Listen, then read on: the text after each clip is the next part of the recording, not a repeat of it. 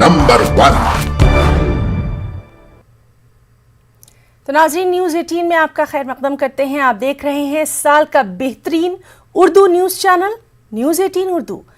سب سے پہلے اب خبرنامے پر تفصیل سے نظر ڈالیں گے۔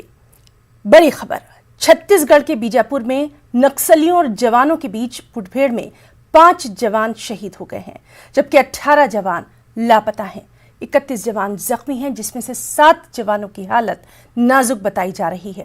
لاپتہ جوانوں کی تلاش جاری ہے۔ پی ایم مودی اور وزیر داخلہ امت شاہ اور وزیر دفاع راجناتھ سنگھ نے اس پر گہرے رنج کا اظہار کیا ہے۔ جوابی کارروائی میں متعدد نکسلیوں کے مارے جانے کی خبر ہے۔ موقع واردات پر اضافی ٹیم کو بھی روانہ کر دیا گیا ہے۔